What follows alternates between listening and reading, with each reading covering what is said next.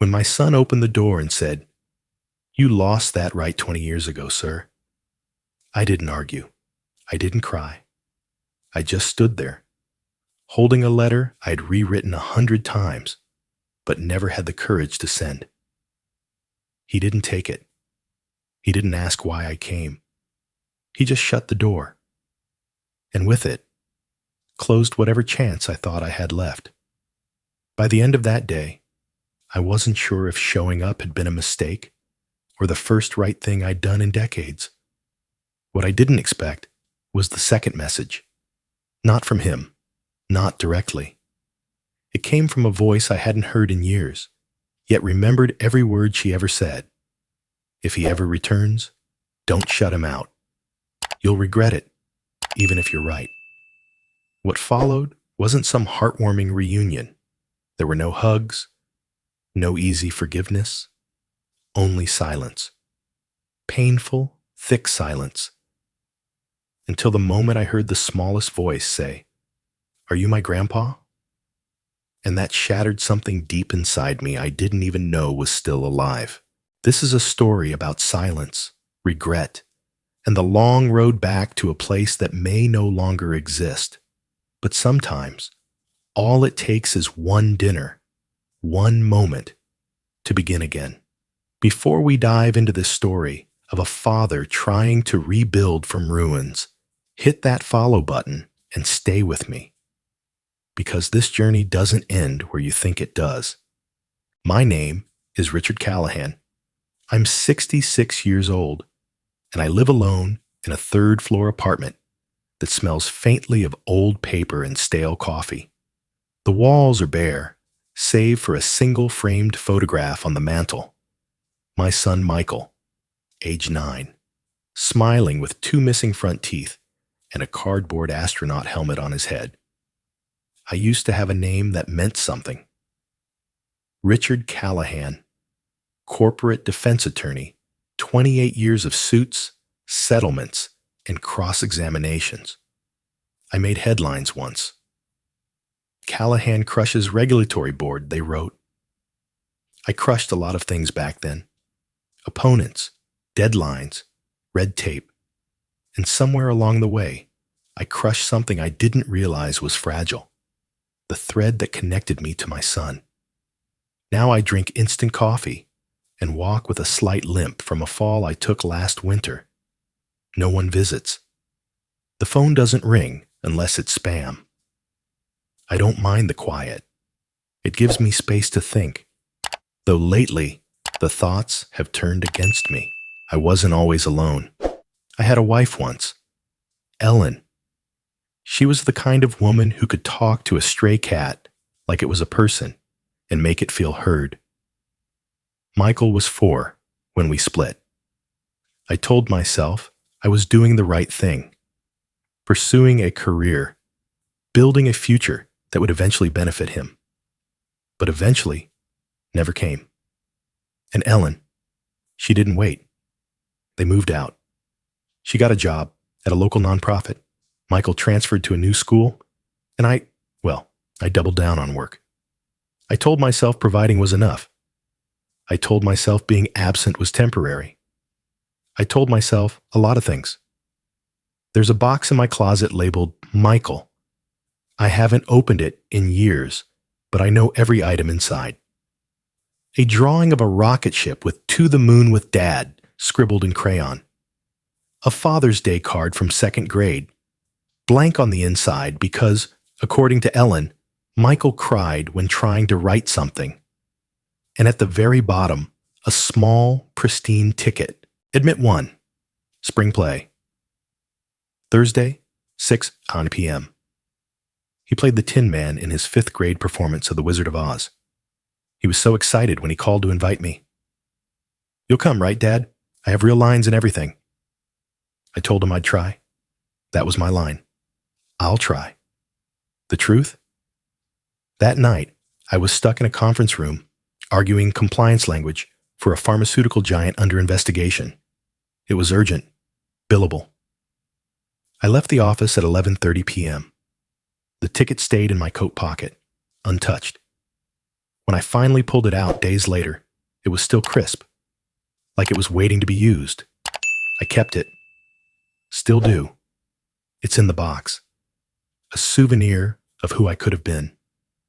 I don't think Michael ever forgave me for that. Maybe not for missing the play itself, but for what it represented. A pattern. A man who chose work over presents, deadlines over birthdays, firm victories over family moments. I used to argue with myself about that. I used to say, but I paid for everything. His school, his clothes, his braces. I used to say it like it justified the gaps. It doesn't anymore. There's a silence that grows so big, it starts to echo. Mine echoes now. In the mornings, when the coffee pot burps and no one answers. In the evenings, when I turn off the TV mid-show because there's no one to share a laugh with. In the nights when I reread the same 3-page letter I wrote to him 15 years ago and never mailed. He's a grown man now, 30, married, a kid of his own, from what I hear. I wouldn't recognize his voice if he spoke to me. I wouldn't know his son's name if it was shouted across a playground. That's what time does when it's not filled with presents. It erases you, slowly, until you're just a footnote in someone else's narrative. Still, I keep the ticket. It's not about guilt anymore. It's a reminder of a promise made and broken, of a boy in silver paint and cardboard armor, waiting in the wings, peeking through curtains, hoping his father was in the crowd. He wasn't. I wasn't. But I'm still here. And maybe, just maybe, that still counts for something. After the divorce, I made a decision that felt right at the time. Logical, even strategic. Ellen and I had spent 2 months in mediation, sorting through assets and custody. She wanted full physical custody of Michael. And I didn't argue. Instead, I negotiated what I thought was the responsible path. Full financial support in exchange for minimal contact. I'll take care of tuition, health insurance, extracurriculars, summer camps, I told the lawyer. She can have the rest. I thought I was being generous, practical. I told myself, Michael doesn't need a part-time dad fumbling through weekends. He needs stability, opportunity, a future. I didn't want to be the father who dragged him from house to house every other weekend, trying to compete with whatever Ellen was building for him. Give him the best schools, I said. That'll mean more than any camping trip or bedtime story. I told myself those things for years, but truth be told, I was also tired, the kind of tired that settles deep under your ribs. I had just made partner at a firm where people slept with their phones and ate dinner from vending machines. I'd chosen my battles, and custody wasn't one of them. I convinced myself it was for Michael's sake, but part of it, maybe a big part, was that I simply didn't know how to be a father. So I sent checks, big ones. I covered private school fees, orthodontics, violin lessons he later quit, and even paid ahead for his first year of college. I got quarterly updates through our lawyers. Michael is doing well in school. Michael made the soccer team. Michael was accepted into the gifted program. It felt like watching a movie I couldn't pause or rewind. Occasionally, I'd ask Ellen if I could visit, attend a game, maybe grab lunch. She always declined. Cordially, at first, then more firmly. It's too disruptive, she'd say. He's adjusting. Let him have consistency. I didn't fight her, not because I agreed, but because I was afraid. Afraid of upsetting Michael. Afraid of being the villain in someone else's home. I let her build the narrative, and I stayed in the margins. One year, when Michael turned 10, I bought him a telescope. I'd remembered he was fascinated by space. I had it shipped directly, with a card that read, "Explore the universe and know your dad is proud." I never heard back. Months later, I saw a picture Ellen posted online. Michael smiling beside a bicycle. No telescope in sight. I assumed he didn't care. Maybe he didn't. Maybe he never even saw it. But then, just last year, while cleaning out some old boxes from my mother's attic after she passed, I found something that broke me in half. It was a small envelope, unmarked, sealed with a red sticker, the kind Ellen used when she sent formal invitations.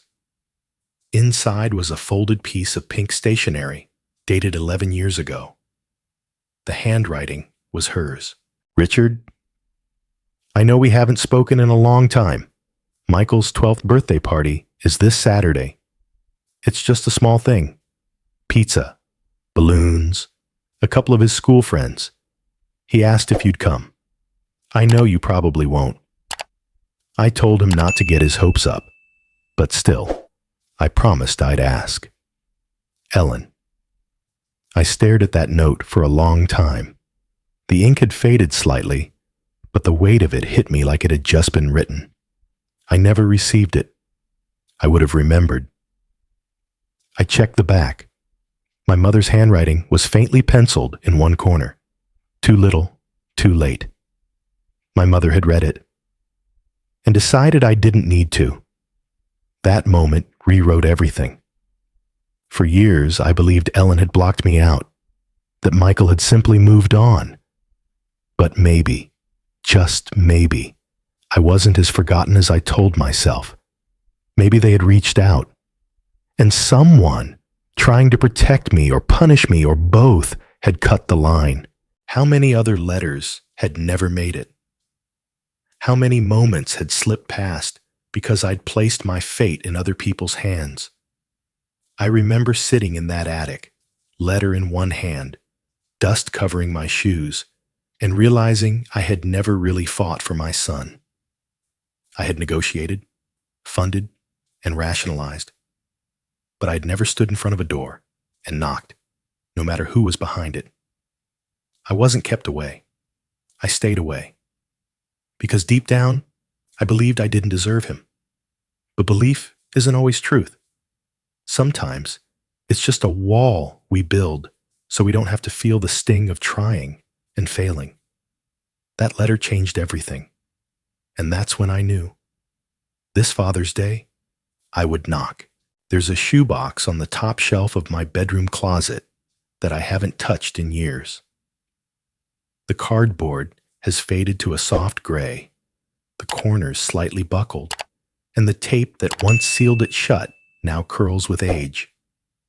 It doesn't look like much, but inside, it holds every word I was too afraid to send. I started writing the first letter the night Michael turned 16. I had seen a photo of him online, posted by a mutual friend of Ellen's, a blurry shot of a teenager holding up a driver's license. He looked taller, sharper, more like his mother. I stared at that image for over an hour.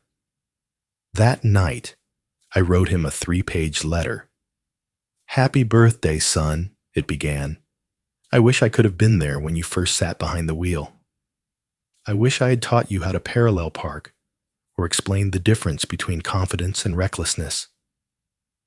It was full of wishes, not apologies. I didn't know how to apologize then. Not properly. I only knew how to explain. A year later, I wrote another. This one was angrier, not at him, but at myself. I had missed his high school graduation. Ellen didn't invite me, and I didn't ask. I watched a recording online, grainy and shaky, where someone's hand blocked the camera for a full minute during the diploma walk. But I saw enough. I saw his name called. I saw him walk. I saw him smile. That night, I drank half a bottle of bourbon, opened a new envelope, and wrote, "You deserve to see me clapping. even if you would have rolled your eyes or looked away.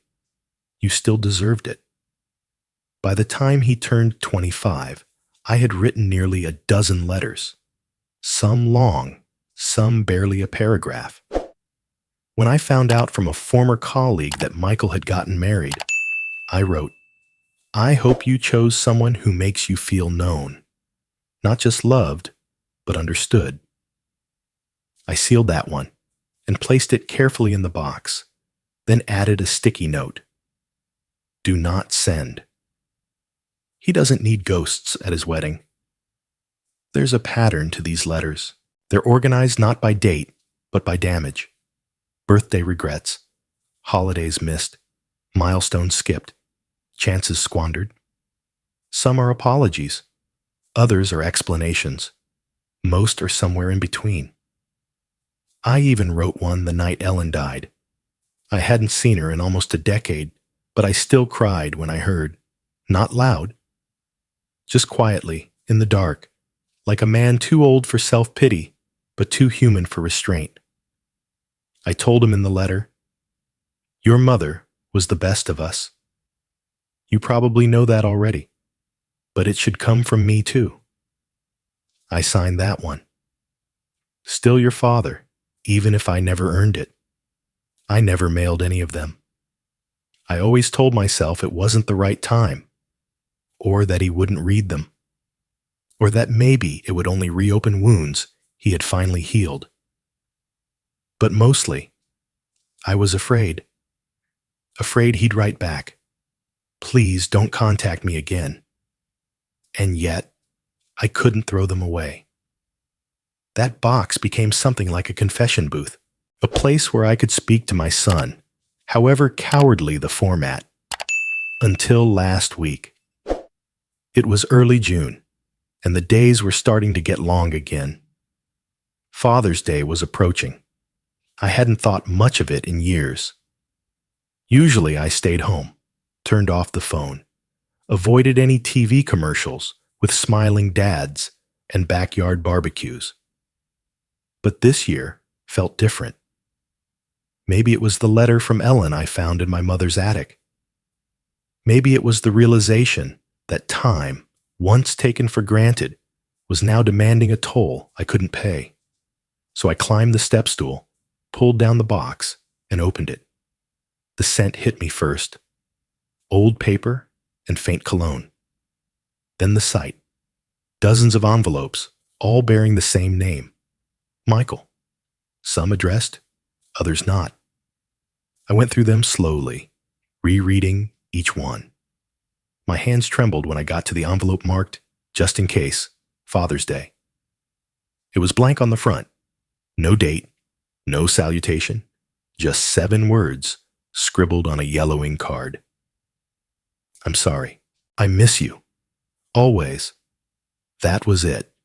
No long speech, no defense, no timeline of regrets. Just the 3 things that mattered most. An apology, a longing, a promise. It was the only letter I didn't remember writing. I stared at those 7 words for what felt like hours. My thumb brushed the ink, half hoping it might smear. It didn't. Permanent. Just like the damage it referred to. I didn't have a plan. I hadn't called ahead. I didn't even know if he still lived at the same address. But I took that letter, placed it in a new envelope, and wrote his name in the corner. No return address. And then I packed a small bag. 1 change of clothes. A comb. My father's old watch. The envelope. No speech rehearsed. No expectations.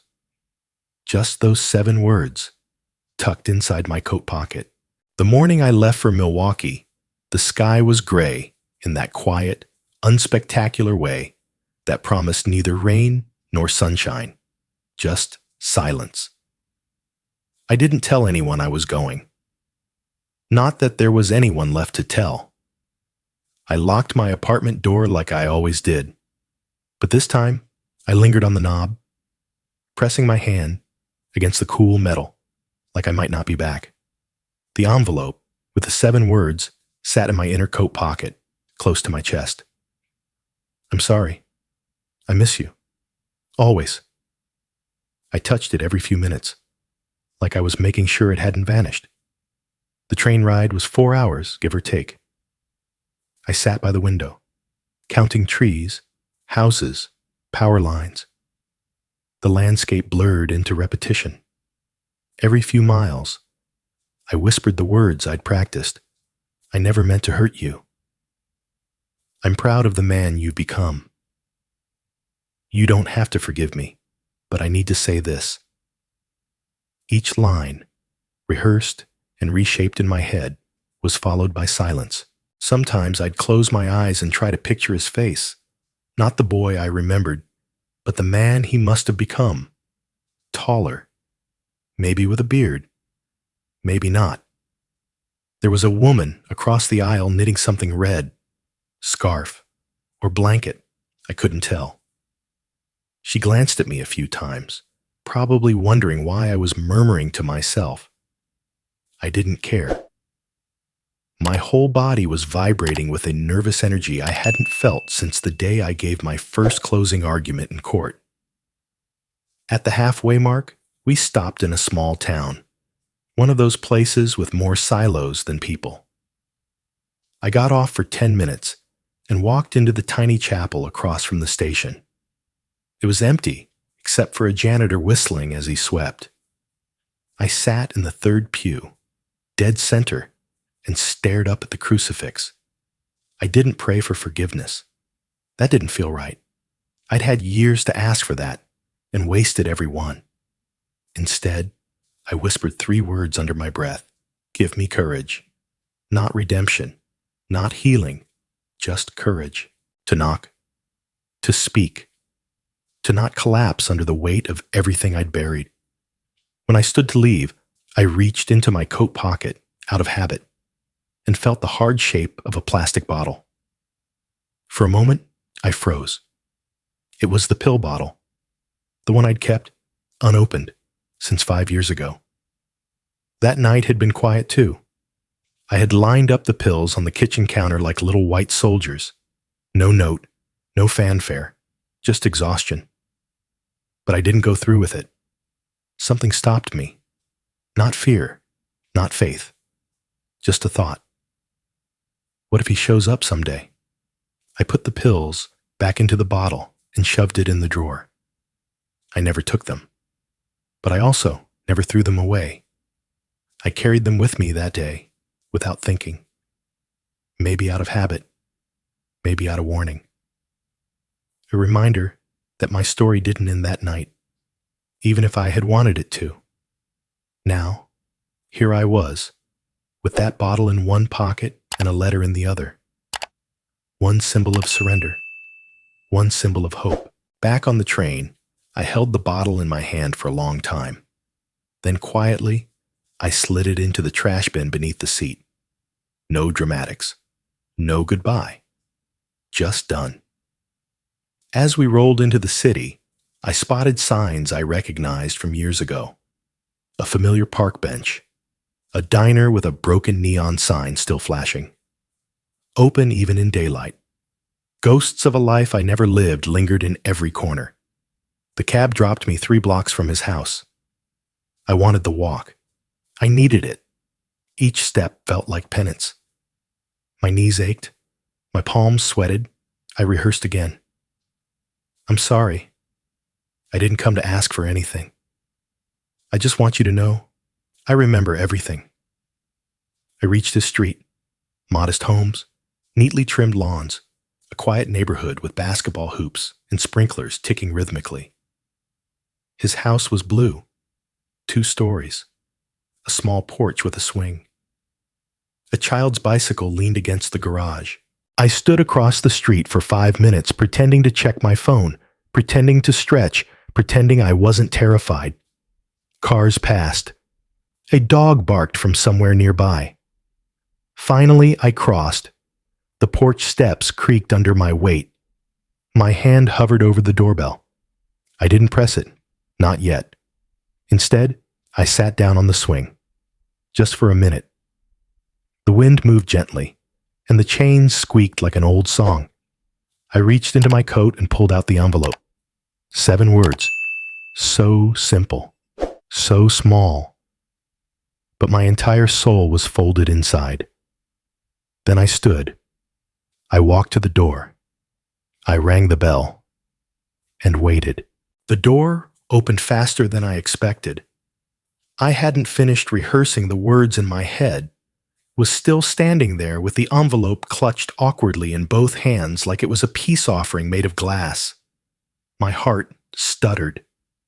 And there he was. Michael.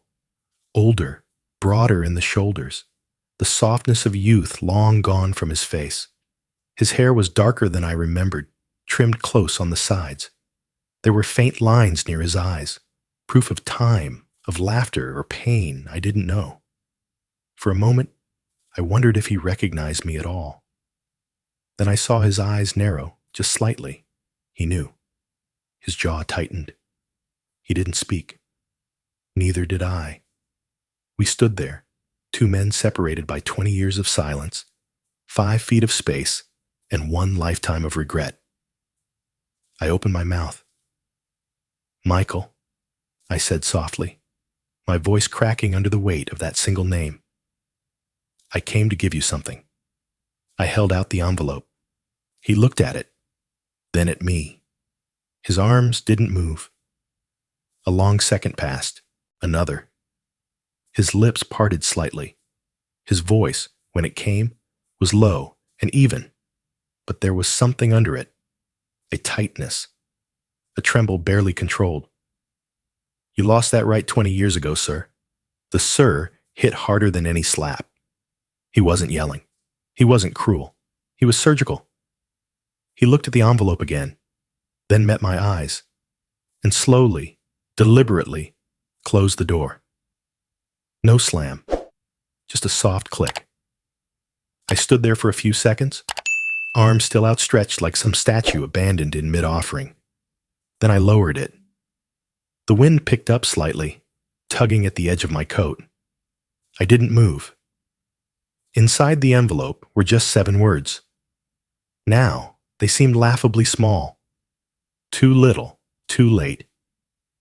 I'd carried them across states, through memories, through prayers and pills and promises, and now they sat useless in my hand. I placed the envelope gently on the doormat, then turned. The steps were steeper going down than they'd felt coming up. My knees protested, but I made it to the sidewalk.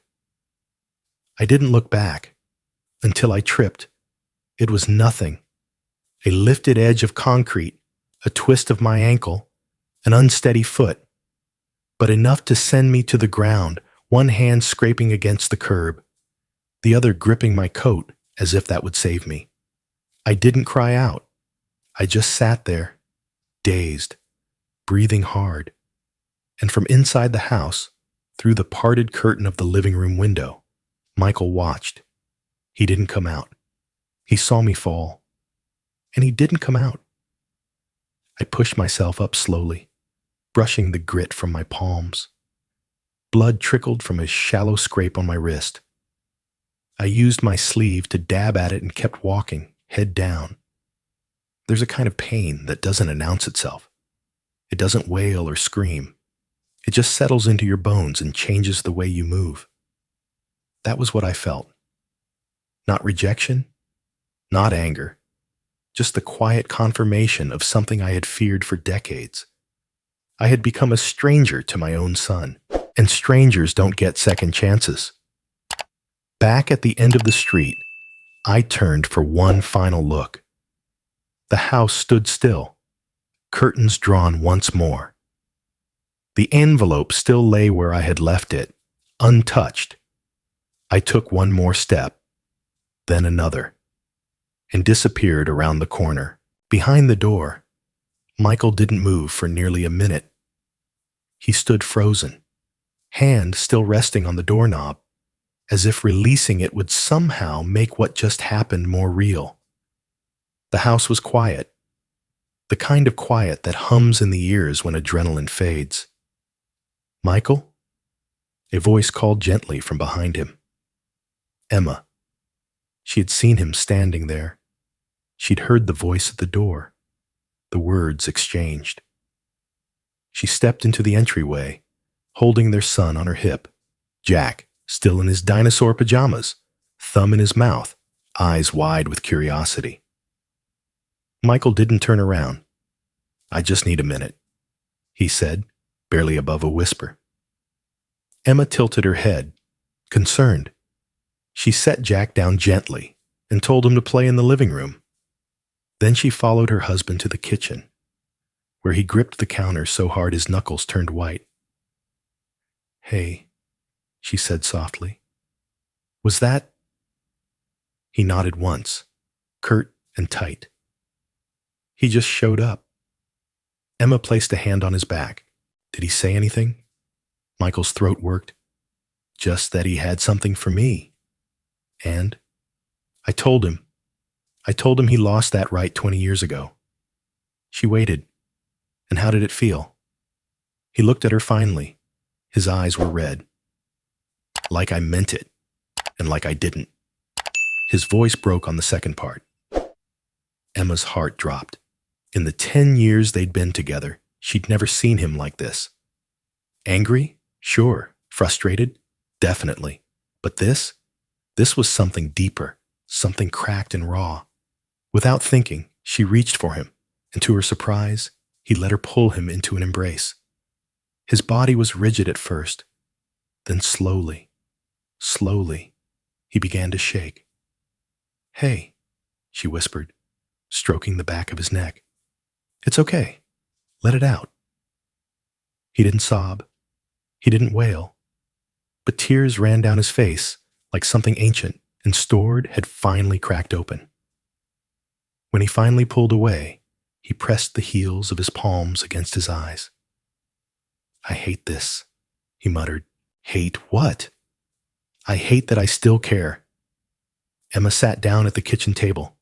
"Tell me." Michael paced once, twice, then leaned against the fridge, arms crossed. "When Jack was born, I sat in that hospital room for 12 hours. You were asleep. The nurses were in and out, and I kept watching the door like an idiot, half expecting, I don't know, him." Emma didn't speak. "I had this stupid image in my head," he continued, voice tight, "that he'd walk in, apologize for everything, and meet his grandson, like some cheesy movie ending. But of course, he didn't. He didn't even know." "You never told him," she said gently. "Because he doesn't deserve it," Michael snapped, then softened. "But I still wanted him there, and I hate that." Emma nodded slowly. "You don't hate him, Michael. You hate that you're still hoping." He looked away. "Is that worse?" "No," she said. "That's being human." Silence settled again. He sat down across from her, burying his face in his hands. "I want to be over it. I thought I was. But when I opened that door and saw his face, he looked older, smaller, like he didn't even expect me to open it." Emma reached out and touched his wrist. "Did you see the envelope?" "I did. Do you want to know what's in it?" He shook his head. "I can't. Not right now. If it says the wrong thing, I'll break. And if it says the right thing, I might break worse." She didn't argue. After a long pause, he whispered, "When I was a kid, every time I blew out birthday candles, I made the same wish." Emma smiled sadly. "What was it?" "That he'd show up." He let out a bitter laugh. "And now that he has, I shut the door." Emma stood, walked to the front door, and peeked outside. The envelope was still there, untouched. But something else caught her eye. Drops of blood on the edge of the walkway. "He fell," she murmured. "What?" "When he left. I think he tripped on the curb." Michael rose, walked slowly to the door, and looked through the side window. The blood was faint, but visible. The envelope sat exactly where he'd left it. He didn't open the door, but he didn't walk away either. Emma, sensing something shifting in him, said nothing more. She returned to Jack, who had now fallen asleep on the rug with a toy truck under one hand. Michael stood at the door for a long time, watching the sidewalk where his father had fallen, trying to quiet the storm inside him. He didn't hate his father. He hated the part of himself that still waited for him. Michael hadn't opened the hallway closet in months. It was mostly filled with forgotten boxes, mismatched photo albums, and one lopsided Christmas wreath that never made it to the front door last year. But that afternoon, with the envelope still untouched on the porch and a strange hollowness in his chest, he found himself pulling down the dusty plastic bin labeled Mom. Emma had taken most of Ellen's belongings after the funeral, carefully folding them into compartments of memory and grief. But Michael had kept this box for himself, the final contents of his mother's bedside drawer from hospice. He opened the lid slowly. Inside were faded Polaroids, a bottle of rose-scented lotion, and a bundle of handwritten cards tied together with a ribbon. The scent of lavender still clung faintly to the edges, like a whisper refusing to leave. He reached beneath the stack and pulled out a yellowing envelope with his name on it. Michael, in her handwriting, steady, rounded, unmistakably hers. His breath caught. He sat down on the edge of the guest bed and opened it. The letter wasn't long. 2 pages, written in blue ink, with a few smudges where the pen had likely paused too long. As he began to read, her voice seemed to fill the room, not from memory, but present, alive. Michael, if you're reading this, then I'm not there to say these things out loud. And knowing you, you probably hate this kind of sentimentality. But there are things I need you to hear, especially now that I'm gone. I know your relationship with your father is complicated. That's putting it mildly, isn't it? Michael exhaled, the corner of his mouth twitching. That was her, always calling things what they were, but gently. You've spent most of your life thinking he didn't care, that he left because he didn't want to be involved, and I've never tried to convince you otherwise. Maybe I should have. The truth is, he made a lot of mistakes. But caring was never the problem. Michael paused. The air in the room shifted. I need to tell you something, and I hope it matters one day. Do you remember your school plays? Every spring, from 2nd grade through middle school, you'd get a part, sometimes small, sometimes big. And every year, on the night of the performance, your dad came. Michael blinked. He didn't come inside. He never spoke to me, but he stood outside, near the side of the auditorium where the windows overlooked the stage, sometimes for 10 minutes, sometimes longer, just watching. He didn't know I saw him. I never told you, because at the time, I didn't think it mattered. I was still angry, still protective. But now I think it matters more than I knew. Michael's hands trembled. He watched you, Michael, every year. I don't excuse what he did, or what he failed to do.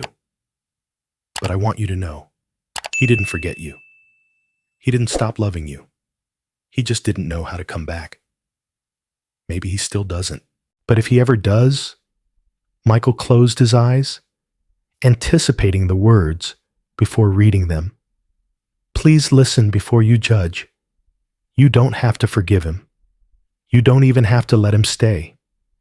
But don't shut the door before you hear what he came to say.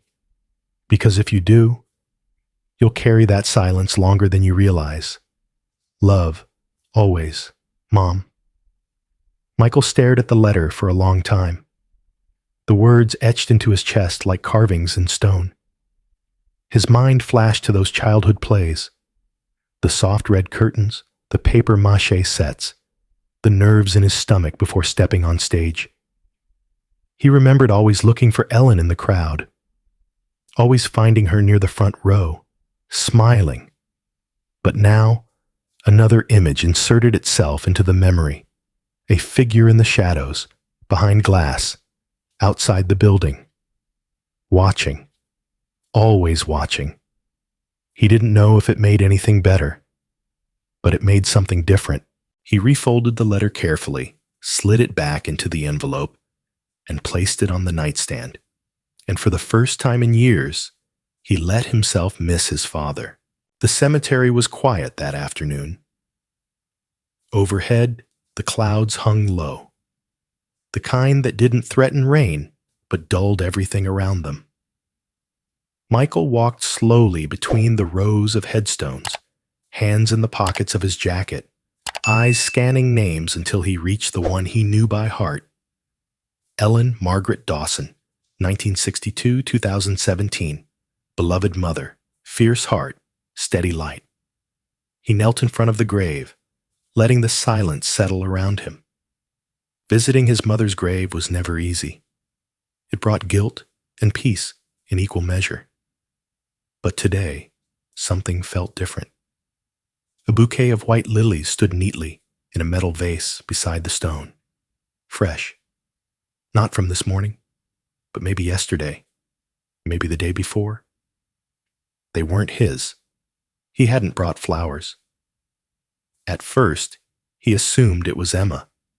She came here sometimes without telling him, especially on hard days. But when he bent closer, he noticed a small envelope nestled between the stems. It was folded precisely, the way his mother used to fold notes before tucking them into his lunchbox. And on the front, in looping black ink, were two words, to M. He hesitated. Then he took it, slowly opened the flap, and unfolded the single sheet inside. The handwriting was familiar, tight, deliberate, masculine. His heart stuttered. It was his father's. Michael, if you're reading this, then I never got the chance to say what I came to say. I don't know if that's because I gave up, or because you shut the door, or because something stopped me before I could try again. But either way, I wanted to leave you with something. Something simple. Something honest. I loved you from the moment you were born. That never changed. Not for a day. Not for a breath. I didn't show it right. I know that now. I thought giving you a future meant giving up the present. I thought that sending checks was the same as showing up. I thought wrong. I was scared. That's the truth of it, not of you. Of being needed. Of failing you. Of seeing in your eyes everything I wasn't. So I stayed away. I let your mother protect you from my mess. I let time build a wall and convinced myself I was doing the noble thing by not knocking it down. But I watched you grow up. From a distance, yes. But I watched. Your school plays. Your graduation. I stood behind the crowds. I stood behind glass. I stood behind guilt. I know I don't deserve your forgiveness, and maybe I don't even deserve to say this much. But if this is the only message that ever reaches you, then I need it to be clear. I never stopped hoping, and I'm sorry I made it your burden to doubt that. Dad, P.S. If you're reading this, it means I couldn't find the courage in time. But I left this here because I needed you to know, at least once, that I came.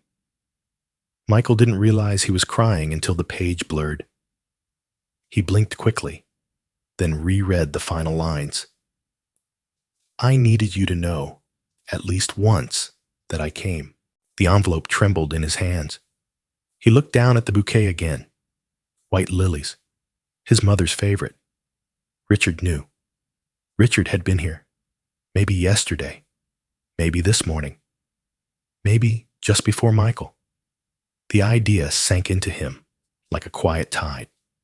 His father had stood here, not knowing if Michael would ever see the note, not knowing if he would ever read the words. And yet, he left them anyway. Something inside Michael shifted, not fully softened, not completely healed, but loosened. A question formed in his mind, steady and insistent. Why did he still try? If Richard had truly moved on, if he had truly shut the door, like Michael had tried to do, why was he still writing letters in cemeteries? Why was he still showing up? Michael folded the letter carefully and placed it back in the envelope. He didn't pocket it. He set it gently atop the headstone, beneath the flowers. Then he sat back on his heels, staring at the name engraved in stone. "I don't know what to do," he whispered aloud. The wind rustled lightly through the trees. He stayed there for a long time, not asking for answers, but for the first time in his life, wanting to hear them. Richard had just finished folding his laundry when the phone buzzed on the counter. He checked it with the casual disinterest of a man who rarely received messages from anyone not trying to sell him insurance. One unread text. Unknown number. His thumb hovered over the screen for a moment before tapping. "If you're free, dinner tomorrow." He stared at it for a full minute, reading and rereading the words like they were in a foreign language. No name, no explanation. But he knew. It was Michael.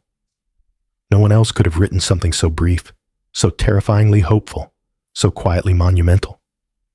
He sat down heavily at the kitchen table, the text still glowing in his hand. Then, after a long breath, he replied, "Yes." The next day, Richard woke before sunrise. He shaved carefully, trimmed the edges of his mustache, and laid out his best clothes. The suit was old, dusty navy wool, slightly frayed at the cuffs. But it fit, the same one he wore to Ellen's funeral, to Michael's high school graduation from a distance, and now to what he hoped was the beginning of something new. He polished his shoes, ironed his shirt twice. He stood in front of the mirror and practiced smiling. Not too wide, not too desperate. Then on impulse, he walked to the corner bakery and bought a pie. Apple. The kind Ellen used to make when Michael was a boy. He didn't know if Michael even liked it anymore, but it felt appropriate, familiar. He arrived at the restaurant 30 minutes early. It was a small family place, the kind with warm lighting and checkered tablecloths. He requested a corner booth, private but with a good view of the entrance. The host didn't ask questions. Richard sat down, placed the pie gently on the table beside him, and waited. Every time the door opened, he looked up. A young couple, a delivery man, two women laughing. Not Michael.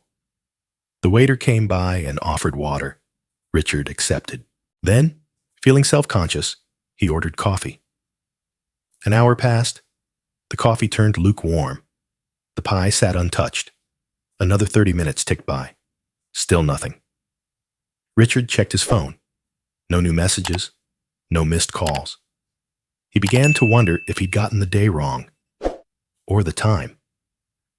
Or if maybe Michael had changed his mind and didn't know how to say so. By the 2-hour mark, the waiter returned for the third time and asked if he'd like to order or continue waiting. Richard smiled politely, folded his napkin, and stood. "No, thank you," he said. "Not tonight." He carried the pie with both hands, like something fragile. Outside, the sun was beginning to set, casting long orange shadows across the sidewalk. He walked slowly back to the station, shoulders slumped, the silence around him louder than any rejection could have been. Back at his apartment, Richard placed the pie on the counter and sat in the dark. He didn't cry, but he felt the familiar hollowness creep back in, sharp at the edges, dull in the center. He told himself it was fine, that he hadn't expected much, that maybe something had come up, that maybe it wasn't a no, it was just a not yet. Then his phone rang, unknown number. He answered before the second ring. "Is this Richard Callahan?" a voice asked. Female, professional. "Yes." "This is St. Catherine's Hospital. You're listed as an emergency contact for Michael Dawson. He was in a car accident earlier this evening. He's stable now, but unconscious." Richard stood completely still. The voice on the other end continued, giving him details. Location, condition, next steps. But he only heard pieces. Car accident. Emergency contact. Unconscious. He grabbed his coat, keys, and the pie. He didn't even realize he still had it, and rushed out the door. At the hospital, everything smelled like antiseptic and caution. A nurse guided him to the waiting room, where Emma sat hunched over a cup of vending machine coffee, pale and wide-eyed. She looked up when he entered, and for a split second, she froze. "Mr. Callahan?" she said, almost uncertain. "Yes," he breathed. "Is he?" "He's okay," she said quickly. "Shaken, concussed, but okay. They're keeping him overnight." He sat down across from her, gripping the edges of the chair. "What happened?" "He was on his way to meet someone. I didn't ask who, but he was texting, and someone ran a stop sign." Richard's stomach dropped. The pie sat on the chair beside him, like a sad offering to a god who hadn't decided what to do yet. Emma looked at it. "He brought apple pie to every Thanksgiving," she said softly. "It was the only thing he ever made from scratch. He said it reminded him of his mom." Richard blinked hard. "I didn't know that." They sat in silence for a while. Eventually, a nurse poked her head in. "You can see him now. One at a time." Emma nodded, then looked at Richard. "You go," she said. "He'll want to know you were here." Richard stood slowly and followed the nurse down the hall. The door to Michael's room was ajar. Machines beeped gently in the background. He stepped inside. Michael lay still, a small bandage above his brow, a faint bruise blooming on his cheek. He looked younger like this, vulnerable in a way Richard hadn't seen since he was a boy, asleep in the back seat on long drives. Richard pulled up the chair beside the bed. He didn't speak. He just sat and waited. Richard stood just outside the doorway of the hospital room, his hand resting lightly on the doorframe. He hadn't stepped into a hospital in over 2 decades, not since Michael was 10 and needed stitches above his brow after falling off his bike. He hadn't been there then either. Ellen had taken care of it, and now here he was, older, stiffer, a man who had once commanded courtrooms, reduced to silent observation. Inside, Michael lay sleeping, his face pale against the stark white pillow. Beside him sat Emma, curled into the chair, one hand resting protectively on Michael's arm. She didn't see Richard at first. Her eyes were closed, her lips moving slightly, perhaps praying, perhaps whispering something only she and the silence could hear. Richard didn't step farther in. Instead, he lingered a few more seconds, just watching, before gently placing the letter on the small tray table near the bed. It was the same envelope he had brought to dinner, still sealed, still unread. 7 words. "I'm sorry. I miss you. Always." It felt inadequate now, almost childish. But it was all he had, all the truth he could fit into something that wouldn't collapse under the weight of everything he hadn't done. He adjusted the envelope's angle, as if that might make it more likely to be noticed. Then quietly, he turned to go. Wait. The voice was small, high. Richard froze. From the hallway behind him, a small figure darted out of the adjacent room. A boy. 5, maybe 6. Wearing mismatched socks and a pajama shirt covered in little cartoon planets. His dark hair was tousled from sleep, but his eyes, clear, wide, familiar, locked onto Richard's like magnets. The boy stared for a second, then grinned. Grandpa? The word was soft, questioning, but it cracked the air like thunder. Richard's breath caught in his throat. He didn't know what to say. He looked back into the room to see if Emma had heard, but she hadn't stirred. The machine still hummed quietly. Michael remained asleep. The boy took a step closer, as if testing gravity. Are you Grandpa? He asked again. Richard nodded slowly, his voice almost gone. Yes, I am. The boy stepped forward and wrapped his small arms around Richard's legs without hesitation. I saw your picture, he said matter-of-factly. In Daddy's drawer. You looked sad. Richard placed a trembling hand on the boy's back. That's probably accurate. The boy looked up. Why are you sad? Richard crouched slowly, knees protesting until they were eye level. Because I missed a lot of important things. The boy tilted his head, considering that. You're here now. And that was it. No judgment. No hesitation. Just presence. Richard blinked fast, eyes burning. The door behind them creaked open. Emma stepped out, rubbing her eyes, and froze when she saw the scene. Her hand flew to her mouth. Jack, she whispered, come back inside. But Jack didn't move. Mom, he said, pointing at Richard. Grandpa's here.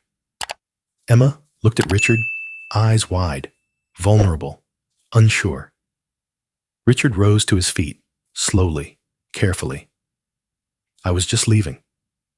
Emma stepped forward, placed a gentle hand on her son's shoulder. He came by to check on Daddy. Jack nodded solemnly. Daddy said Grandpa used to be a lawyer. Emma smiled faintly. That's right. Like in the movies? Richard chuckled. Less exciting than the movies. More paperwork. Jack grinned. I'm going to be a space lawyer. That's a lawyer in space. I believe you, Richard said, and I hope you win your first case. Emma looked between the two of them, then at the envelope on the tray table inside the room. She hesitated, then whispered, He should see you when he wakes up. I don't want to make things harder, Richard said gently. He might not want. You don't have to guess anymore, Emma said. You showed up. That matters. Richard looked down at Jack. The boy smiled again, this time without a word, and took his hand. It was the smallest gesture, but it cracked something open in Richard's chest that had been frozen shut for years. He wasn't sure what tomorrow would look like, but for the first time in 2 decades, it no longer terrified him. Exactly 1 week after the accident, Richard stood once again in front of the blue house on Sycamore Street. This time, he wasn't alone. He had been invited. The message had come 2 days earlier. Short, simple, unmistakable. Dinner? Sunday. 6. Bring the pie this time? No name. No punctuation. Just the invitation he never thought he'd receive. Richard had read it 3 times before responding with a single word. Gladly. Now, standing on the porch, he adjusted the collar of his shirt and smoothed the front of his coat. The pie, still warm from the oven, rested in a brown paper bag under his arm. He rang the bell. This time, the door opened to more than just recognition. It opened to welcome. Emma smiled and stepped aside. Come in, Mr. Callahan. Richard, please, he said, voice steady but quiet. And thank you. Jack came barreling around the corner, socks sliding on the hardwood floor. You brought the pie. I promised, didn't I? Richard said. Jack took the bag with both hands, cradling it like treasure, and ran to the kitchen. The house smelled like roasted chicken and garlic and something faintly sweet. It smelled like a family. Michael appeared in the hallway. He looked better. More color in his face, a small bruise fading at his temple. His movements were still a bit slow, but his presence filled the room in a way Richard hadn't remembered since Michael was a boy. Their eyes met. Neither man moved at first. Then Michael gave a brief nod, the kind that said, "This is happening, but I don't know what it means yet." "Dinner's almost ready," he said. "Hope you're hungry?" "I am," Richard replied. "More than I realized." They sat around the table. Michael at the head, Emma on one side, Jack bouncing in his seat beside Richard. There were no speeches, no awkward icebreakers, just plates passed, drinks poured, and the soft clink of cutlery. Conversation stayed on Jack for most of the meal. His school, his space lawyer ambitions, his most recent drawing involving a rocket ship powered by pizza. Every time he spoke, the table seemed to relax a little more. Laughter came easier than expected. And still, no one mentioned the past. After dinner, Emma brought out the pie, now slightly cooled, but perfect with whipped cream. Jack insisted on serving everyone himself, tiny hands fumbling with the spatula as he divvied up uneven slices with pride. "This is my favorite now," he declared, mouth full. Richard smiled. "It was your dad's favorite, too." Michael didn't contradict him. The sun had dipped below the horizon by the time the plates were cleared. The overhead lights glowed softly, casting warm halos over the table. Michael stood and refilled Richard's glass with water. Then he sat. "I've been thinking," he began, his voice deliberate but calm. Richard looked up. Michael didn't flinch under the gaze. "I'm not ready to forgive you." A pause. "I didn't expect you to be," Richard said. Michael nodded. "But I also don't want to be the reason my son grows up with silence where a relationship could have been." He took a breath. "So I'm not forgiving you yet, but I'm asking you to stay." Richard swallowed hard. "That's more than I hoped for." "I'm not doing it for you," Michael said gently. "I know," Richard replied. And he did. The evening wound down naturally. Emma offered coffee. Richard declined. Jack disappeared into the living room, only to return moments later, holding something behind his back. "Close your eyes," he instructed. Richard obeyed. When he opened them, Jack was holding a folded piece of paper in both hands, smiling with all the innocence of someone who believed anything could be fixed with markers and construction paper. "I made this for you," he said. Richard unfolded the paper. It was a drawing, crude and colorful and impossibly perfect. Two stick figures sat on a bench beneath a tree. One wore a red tie. The other had wild hair and a green shirt. Between them was a pie, and above them, in block letters, the words, "My hero, Grandpa." Richard felt his throat tighten, his eyes stinging again. He looked at Jack, then at Michael, then back at the drawing. He didn't say anything. He just folded it carefully and slipped it into his coat pocket like it was made of gold. Richard sat at his kitchen table the next morning, the sun spilling in through the slats of the blinds in long golden lines. The apartment was still quiet, still old, still filled with the same familiar air that had once felt like a tomb. But now, it felt different, not full, but not empty either. The folded drawing sat in the center of the table, right where he'd placed it the night before. My hero, Grandpa, it read, in shaky block letters above a bench and a pie and two smiling stick figures. It was childish, lopsided, impossibly hopeful. He hadn't stopped looking at it since he got home. There had been no dramatic speech at the end of the dinner, no long embrace, no declaration of forgiveness.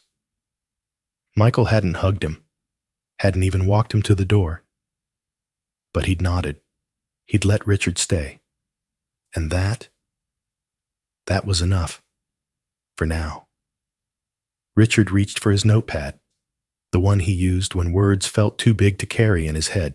He clicked the pen and began to write. Not to Michael this time, not to Jack, but to himself. I didn't get everything back. I didn't expect to.